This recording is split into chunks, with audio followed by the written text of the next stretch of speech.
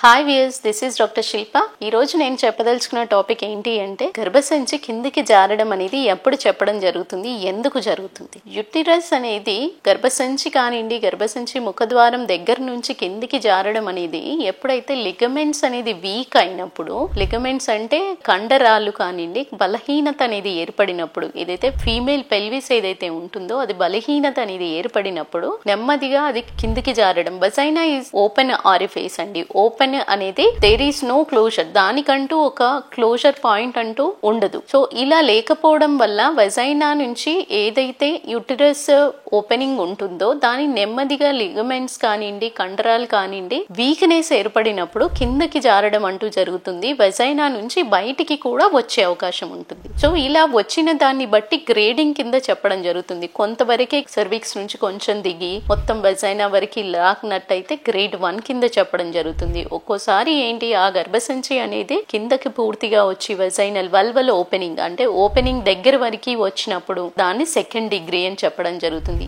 ఎప్పుడైతే ఇదే యుటిరస్ కానీ గర్భసంచి ఓపెనింగ్ కానీ వల్వల్ ఓపెనింగ్ కంటే బయట ఉన్నట్టయితే, అంటే జననేంద్రియాల కంటే బయట ఉన్నట్టయితే థర్డ్ గ్రేడ్ కింద చెప్పడం జరుగుతుంది. ఇలా కిందకి జారినప్పుడు ఏంటి, ఎందుకు కిందికి జారడం అందరికీ జరుగుతుందా, చాలా మందికి డౌట్స్ ఉంటాయి. ఇది వయసు రీత్యా ఒకటి ఏర్పడే అవకాశం ఉన్నట్టయితే, ఎప్పుడైతే మనం ఏజ్డ్ అవుతారో, ఒక ఫీమేల్ ఏజ్డ్ అవుతారో, ఏజ్ అయిన తర్వాత ఎప్పుడైతే ఎముకల్లో కానివ్వండి కండరాల్లో కానివ్వండి సత్తువ తగ్గినప్పుడు వీక్నెస్ ఏర్పడి pelvic floor is the first organ which effects అండి, అది ఏర్పడినప్పుడు కిందికి జారడం అంటూ జరుగుతుంది. At the same time delivery pattern of delivery అనేది ఓల్డెన్ జనరేషన్ లో పాత కాలంలో ఎలా ఉండేవి, ఇంట్లోనే హోమ్ డెలివరీస్ అంటూ జరిగేవి. ఇన్స్టిట్యూషనల్ డెలివరీస్ అన్న ప్రాసెసే అప్పట్లో లేదు. సో అలా ఉండడం వల్ల హోమ్ డెలివరీస్ జరిగినప్పుడు అన్హైజీనిక్ ప్రాక్టీసెస్ కానివ్వండి, యుటిరస్ ని మాయ తీసే టైం కానీ బిడ్డ డెలివరీ చేసే టైంలో కానీ ఒక పద్ధతి ప్రకారం కొంచెం మాన్యువల్లీ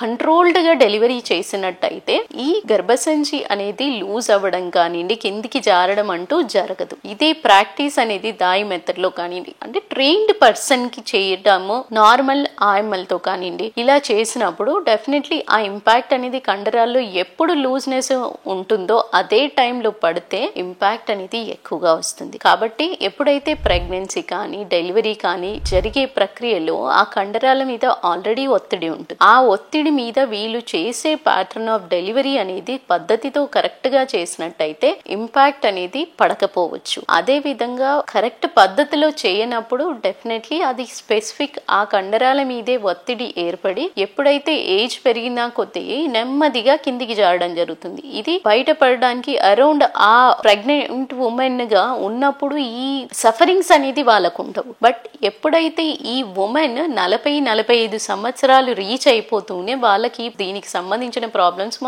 మొదలైనప్పుడు యూరిన్ తో పాటు యూట్రస్ కిందికి జారుతూనే బ్లాడర్ కూడా కిందికి జారడం గానీ రెక్టమ్ కూడా కిందికి జారడం అనేది జరుగుతుంది. ఈ రెండు జారినప్పుడు ఏంటి, వాళ్ళల్లో యూరిన్ ఇన్కాంటినెన్స్ సమస్య కానివ్వండి, అంటే యూరిన్ ఇన్కాంటినెన్స్ అనేది యూరిన్ కంట్రోల్లో లేకపోవడం, దాంతటదే లీక్ అయిపోవడం గానీ, బట్టలు తడిచిపోవడం గానీ, అర్జెన్సీ ఆపుకోలేని పరిస్థితి కానివ్వండి ఏర్పడే ప్రాబ్లమ్స్ అనేది చాలా ఎక్కువగా ఫేస్ చేస్తారు. దానితో పాటుగా మోషన్ లో కూడా ఇబ్బంది, మోషన్ కూడా కొంతమంది కంట్రోల్ లేకపోవడం అనేది జరుగుతుంది. ఇవి చాలా ఇబ్బందికరమైన విషయాలు. ఫీమేల్స్ ఎస్పెషల్లీ అందరికీ చెప్పుకోకుండా దాన్ని హైడ్ చేస్తూ ఇన్ఫెక్షన్స్ కి కారణమయ్యి వాళ్ళల్లో వాళ్ళు మదన పడిపోతూ ఉంటారు. కానీ ఈ సమస్య ఏర్పడినప్పుడు ఎందుకు జరిగింది అనే విషయం ఆలోచిస్తూ వెంటనే దానికి ట్రీట్మెంట్ ఏ రకంగా తీసుకోవాలి, ఎంత తొందరగా తీసుకుంటే తొందరగా జరిగిపోతుంది అనే విషయాన్ని తెలుసుకుంటే మీరు గైనకాలజిస్ట్ ని కన్సల్ట్ అయినట్టయితే మీకు పూర్తి అవగాహన వస్తుంది. సో దానిలో టెన్షన్ పడకుండా కరెక్ట్ టైం ఆఫ్ ట్రీట్మెంట్ అనేది గమనించండి. Thank you.